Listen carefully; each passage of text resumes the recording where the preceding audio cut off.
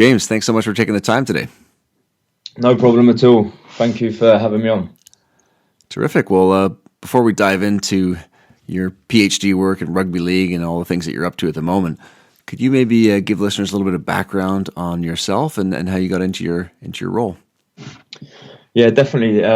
So always had a passion to either play sport or work in sport myself from a young age. And then I think when I realised I was never going to make it as a professional rugby player, that's when I decided to embark on a academic career up at Liverpool John Moores University.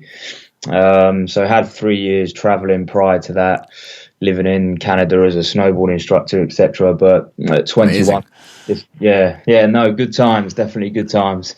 But yeah, 21 decided to head up to the northwest and do the sports science undergrad at Liverpool John Moores University, and then I rolled straight through onto the masters in sports physiology.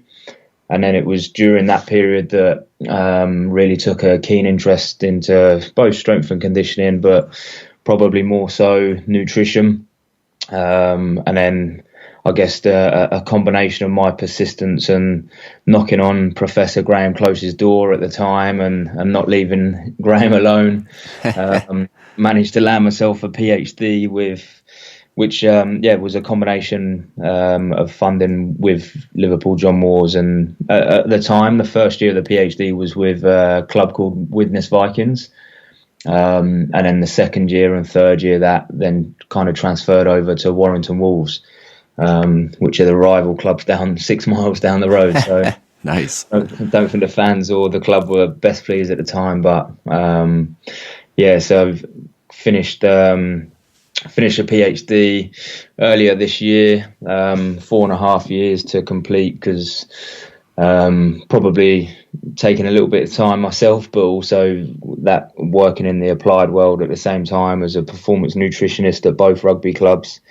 But yeah, managed to tick the box on the PhD at the beginning of this year, and then at the end of the PhD funding finishing, I've since been working at England football as I'm employed by the FA, and that's at St George's Park as one of the performance nutritionists on site, looking after the 16 national teams, and that's under the banner of our physical performance and nutrition department. Fantastic. Well, listen, I'm excited to be diving into some of your PhD work whilst you're at school in rugby league. So before we jump in here, can you maybe give a little lay of the lands in terms of some of the physical demands of a rugby league player? You know, how often they're training, how long are the matches, etc.? Yeah, for sure. So to typical pre-season block, the players would go through 10, maybe 12 weeks of that pre-season training, and with rugby league that tends to be over the winter months, and then as they end towards January and Feb, they then enter the season, which is very, very demanding in-season period. Typically they would be training Monday, Tuesday, maybe a Wednesday off, Thursday potentially a big lifting day, and Friday would be that match day -1 leading into the game at the weekend, obviously depending when the fixtures are during the week, but normally they would have a midweek recovery day and then a recovery day at the weekend.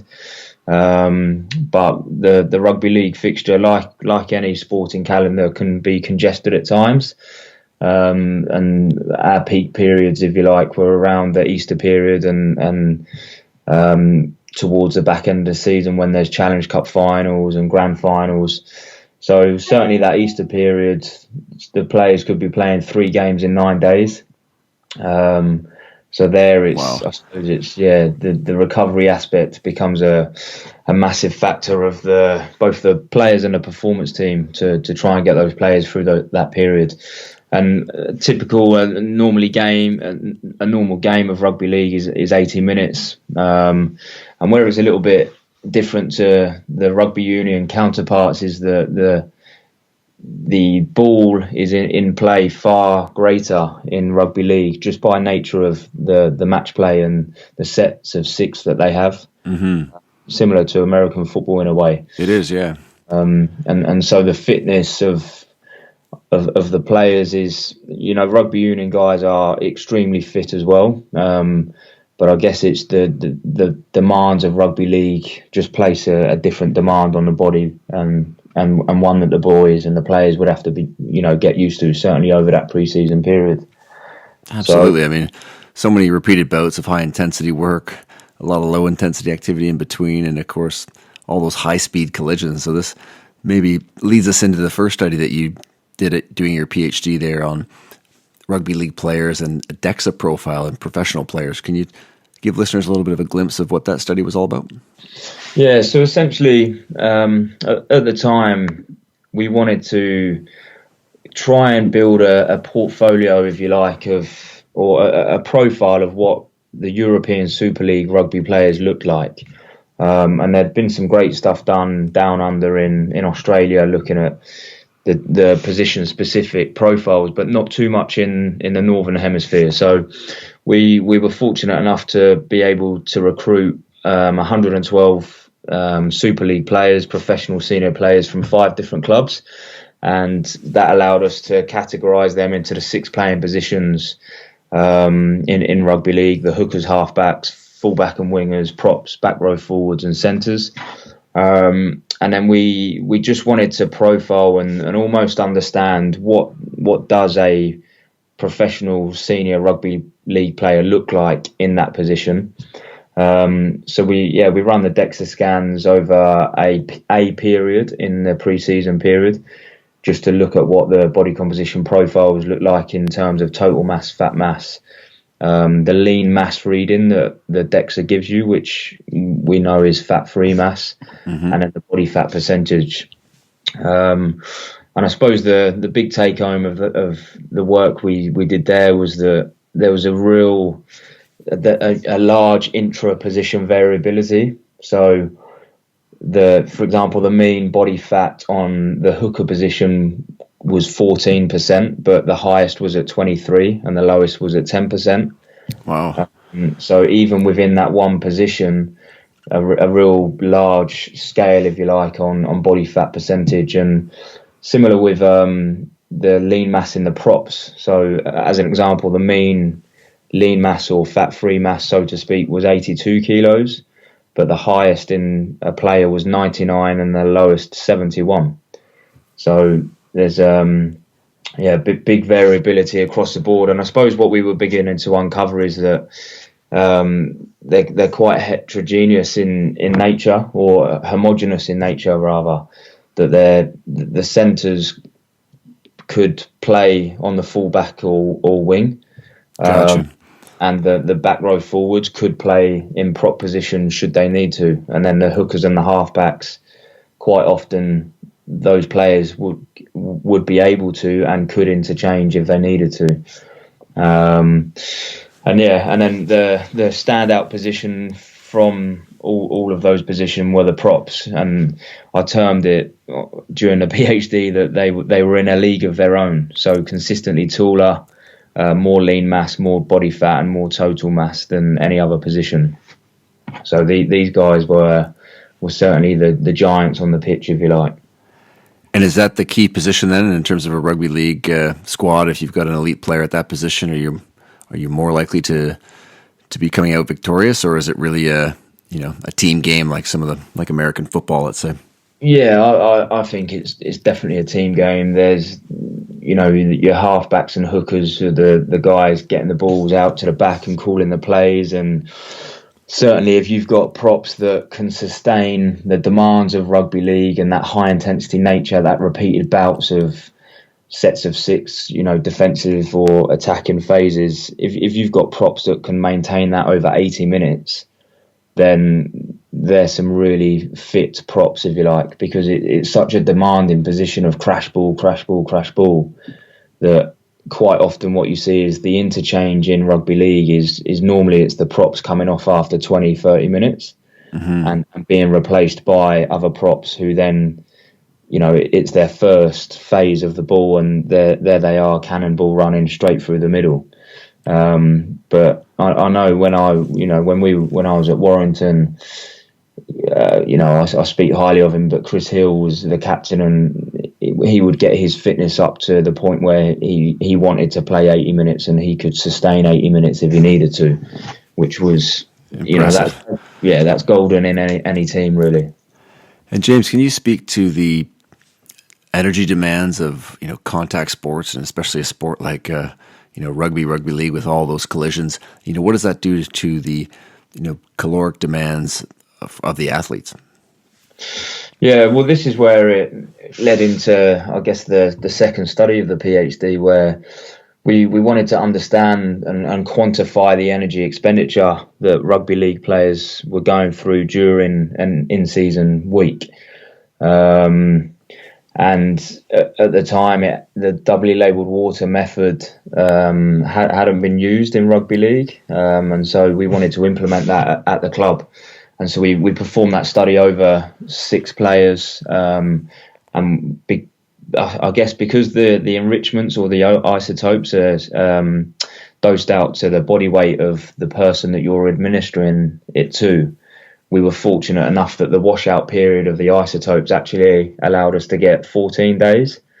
So we had 2 weeks back to back, which then allowed us to compare week 1 to week 2. And yeah, big energy demands, as you can imagine. But what was quite interesting there was that between the 6 players, there was quite a big variability of the demands that were placed on them over week 1 and week 2, and big differences in week 1 and week 2 itself as well. So the doubly labelled water, it was detecting that week 2 was more energetic, or I suppose more demanding for the players.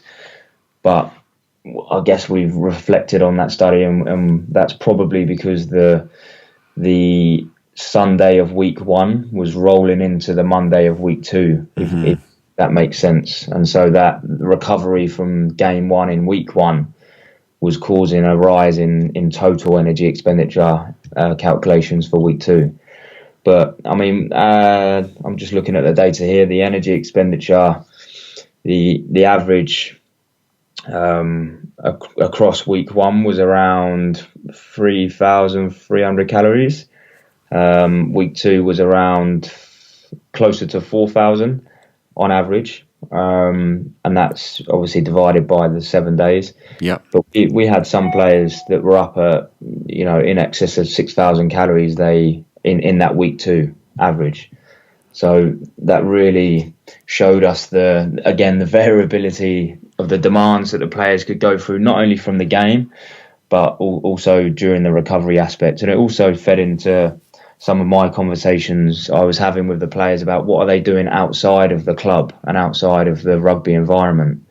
If they've got young kids, if they've got a dog that they're walking every evening, these are all things that are contributing to that increase in total energy expenditure. And I know Liam Anderson talks about that when he has done his doubly labelled water with the Liverpool football club as well. Yeah, I had him on the podcast earlier this year, and he mentioned, I think that's one of the players had family over that week, and his energy expenditure was through the roof, and he couldn't figure out what was going on. And it was like, as you mentioned, all these walks and extra things that are added into someone's routine that really add up. Yeah, that's it. And I guess it's there's a good example of during that peak period of Easter when there's 3 games in 9 days, and the focus should be on play, recover, be back to your best position you can be in, I guess, and then go again. And that's probably the education from a practitioner point of view to the players, to say, look, this isn't the period to have your family over and you're taking them around Liverpool city centre. This is the period where we just need you to rest, recover, and go again. And James, when you get some of that information around the energy expenditure for some of these players topping out at 6,000, could you give us an insight into some of those conversations that you might be having with players then around their intake and some of the changes that might be suggested or made? Yeah, and I mean, we did run food diaries and 24-hour recalls during the study, but probably a limitation of the study was that the tightness of the energy intake recalls, I guess, weren't as strong as they could be, because the players maintain weight during the 14 days. So, and their energy intake, their food diaries wouldn't suggest that they were eating 6,000 calories, if you like. They were probably eating what a gymnast might eat.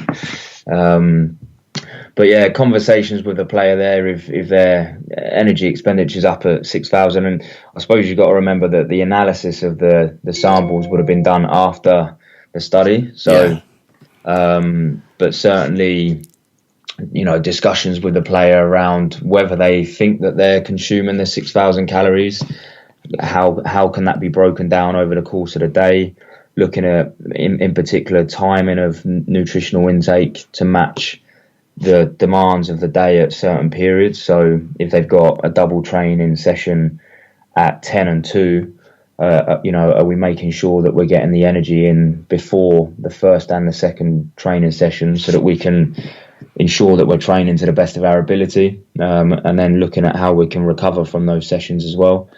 And then the big area that I noticed with a lot of the players, and this was at both clubs actually, was what I began to term the school run, which was players were finishing training at 2-3 o'clock, and if they could, they would go and pick the kids up from school.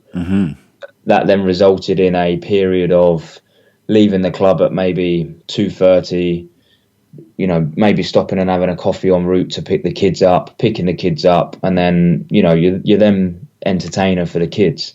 So from 2 till potentially kids dinner time at 6, and maybe adult dinner time at 7, there's that 5-hour period where there wasn't any nutrition going in.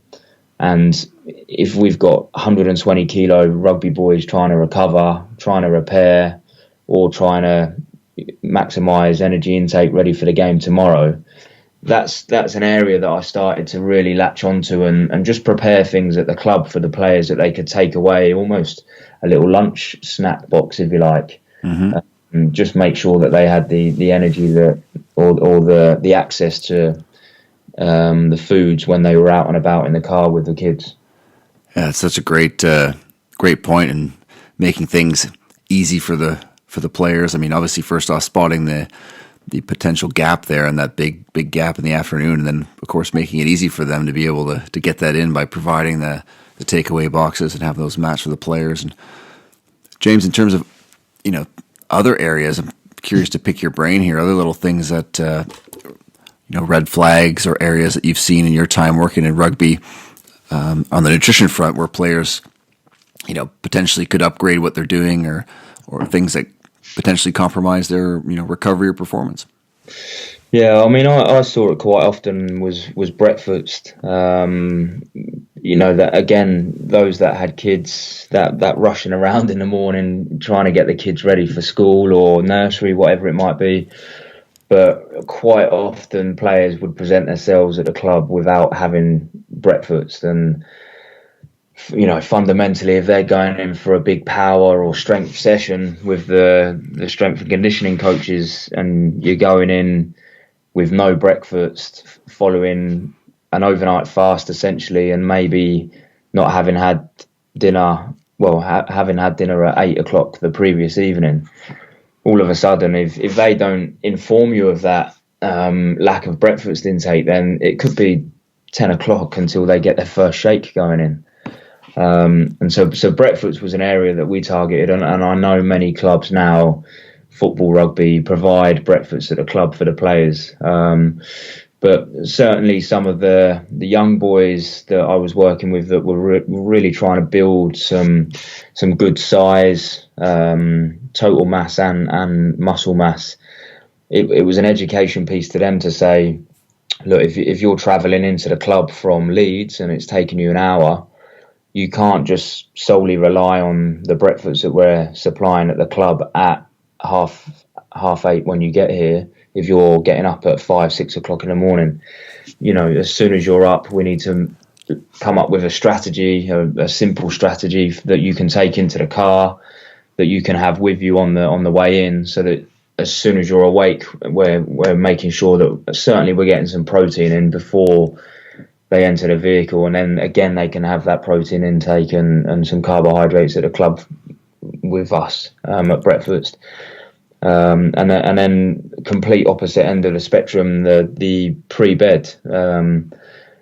I think a lot of players, before we begun the education curriculum, if you like, for the boys, it was they can have dinner and that's it. It's tick the box. But again, if you're trying to recover from a game, or you're trying to certainly build some good functional mass on some young academy boys growing up, then that period, that kind of 30-45 minute period before bed can be so important, especially if you're then going to go and have an 8-hour sleep.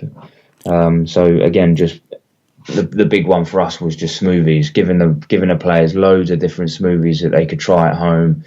I actually reached out to Nutribullet at the time. Sorry for dropping nice. But reached out to a smoothie company, and just linked up with them and managed to get some good discount codes for all the boys, and that was it. I think we ended up purchasing about 30 of these blenders from the company, but that just, for me, ticked that box, that I then knew that the players had the smoothie makers at home.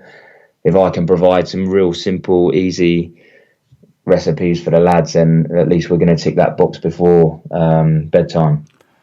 Yeah, it's amazing, isn't it? I mean, in terms of if you're missing that breakfast every day of the week or most days of the week, that really adds up over the course of a 7-day week. And again, with the bedtime feedings as well. So it does become a full-time job on the nutrition front. And sometimes it is amazing that even the suggestions you're giving your general public clients are actually not too different sometimes to what we're giving the elite athletes in terms of just getting in that breakfast or that shake. And James, of course, your work on markers of inflammation and some of the benefits potentially from supplementation. So if we acknowledge the sort of food first approach and ensuring that athletes are achieving their caloric demands and getting the right macro balance as well, what potential gains or benefits might be made from a polyphenol supplementation in rugby players?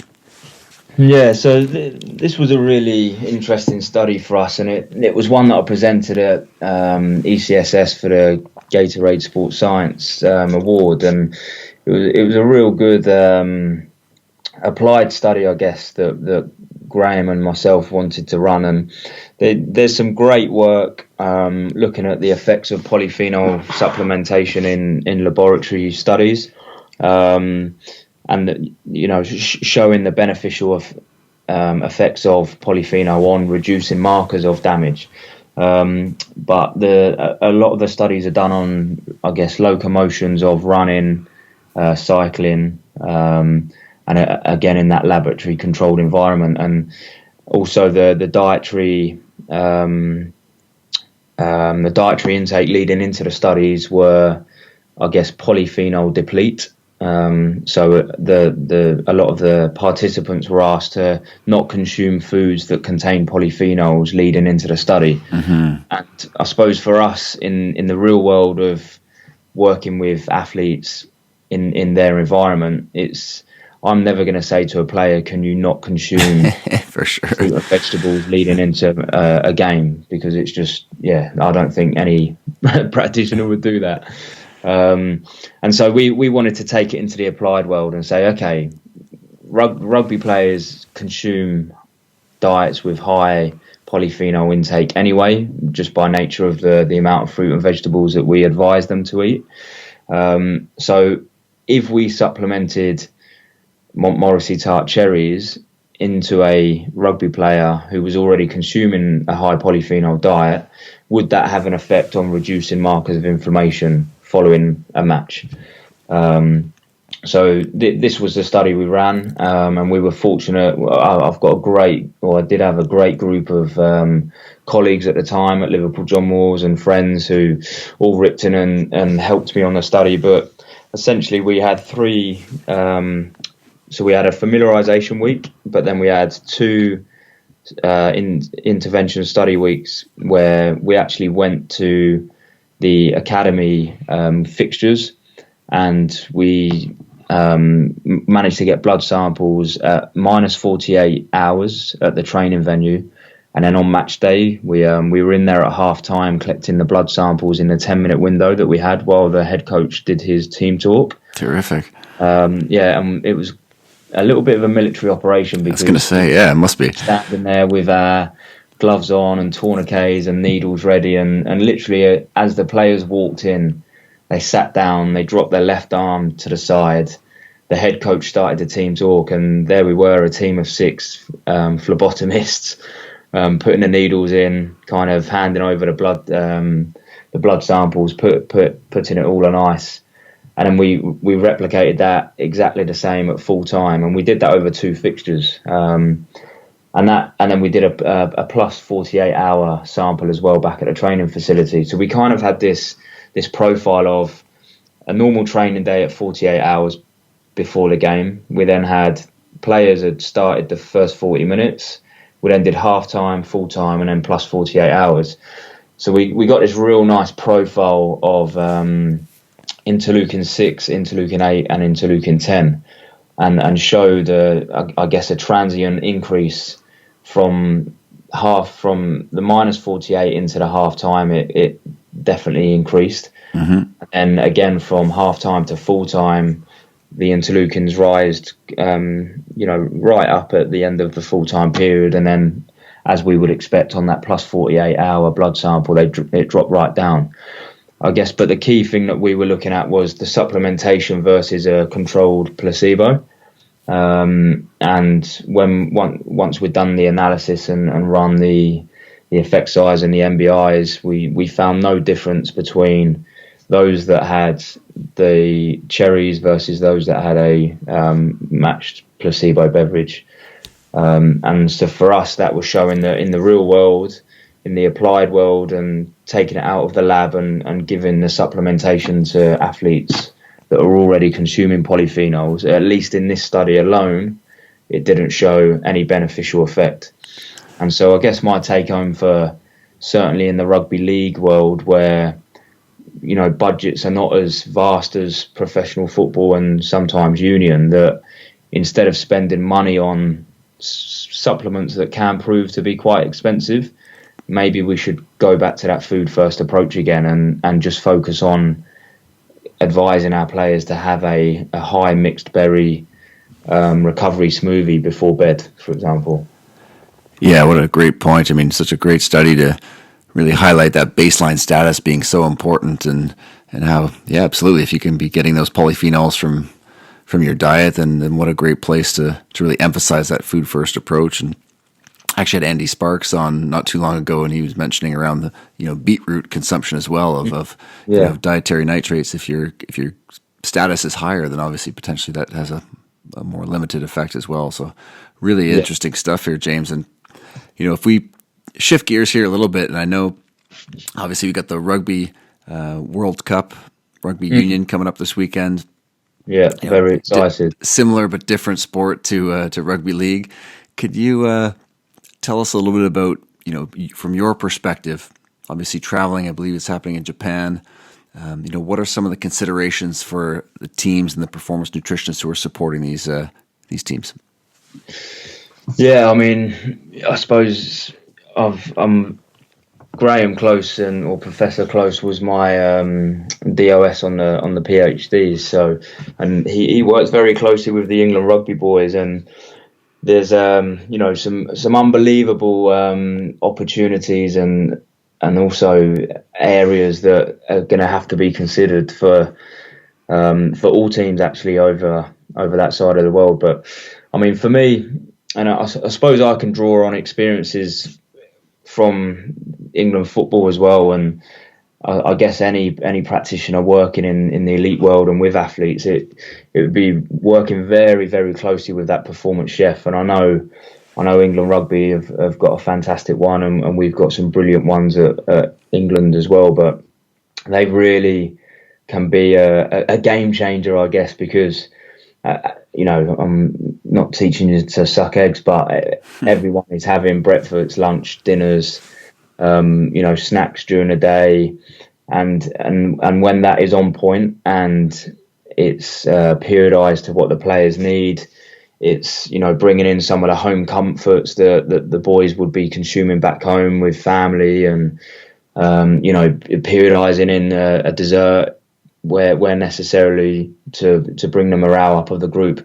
That performance chef can be one of the most important people of that traveling group, I guess. And certainly working with the hotel staff or the facilities where you are.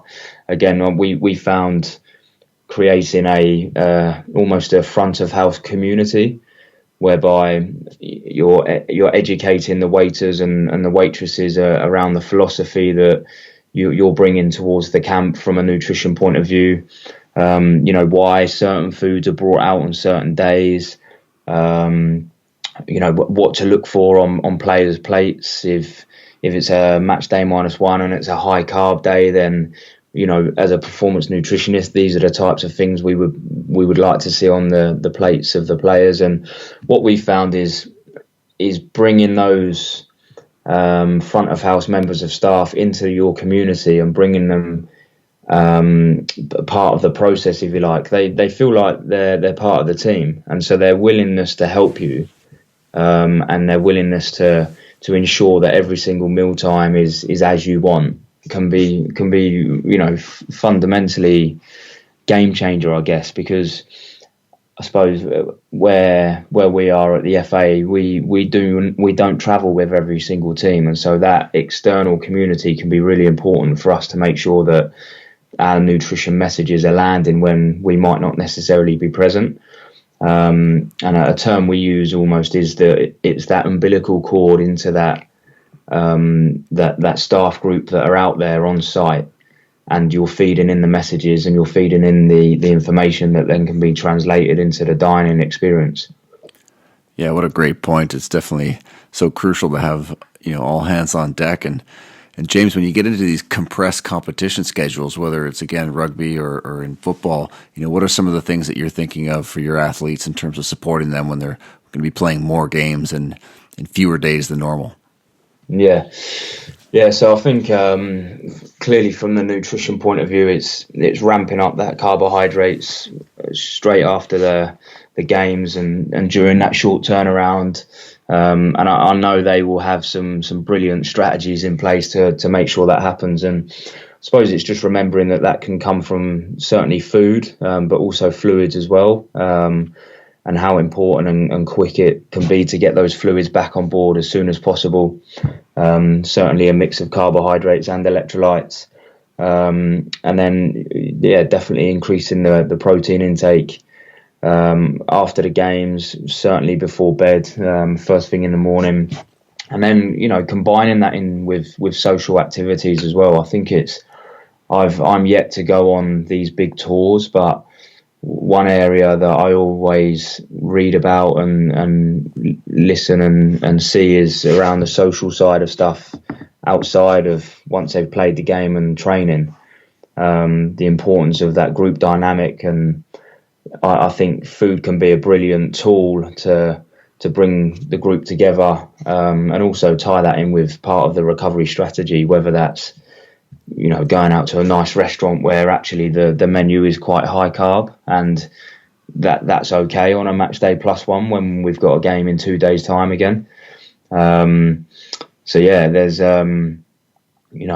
building that nutrition fellowship, if you like, of staff and players. And I think it's just important that you've also got good people that can travel well, and looking after each other, and definitely the recovery and the sleep aspect as well. I know sleep is getting loads of attention at the moment, and how can we help our athletes make sure that the sleep is really on point in terms of whether that's education around caffeine intake at certain times, the playing on phones or all sorts of manner of stuff. But that's probably a whole nother podcast. Yeah, absolutely. And it was a great point there around mealtime and having it be a chance to connect and keeping it light and whatnot as well, because obviously these players have got a lot of serious things to think about with training and just the competition itself, and sometimes nutrition can get a bit serious as well, so it's important to keep those things